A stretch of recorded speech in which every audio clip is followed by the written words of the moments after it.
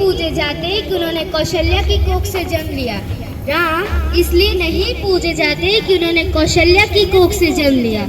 राम इसलिए पूजे जाते हैं कि वनवास देने वाली कैकेयी को उन्होंने कौशल्या जितना आदर दिया। राम इसलिए नहीं पूजे जाते क्योंकि उन्होंने जानकी जैसी देवी से विवाह रचाया।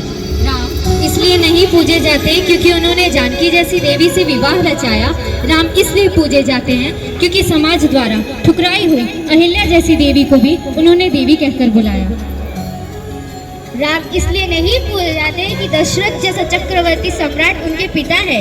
राम इसलिए नहीं पूजे जाते कि दशरथ जैसा चक्रवर्ती सम्राट उनके पिता है।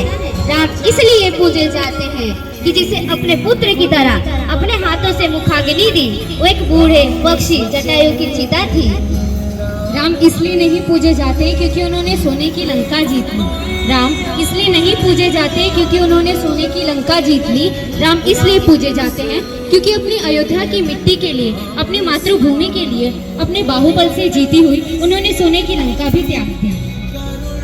राम इसलिए नहीं पूजे जाते कि उन्होंने रावण की नाभि में तीर भेज दिया। राम इसलिए नहीं पूजे जाते कि उन्होंने रावण की नाभि में तीर भेज दिया।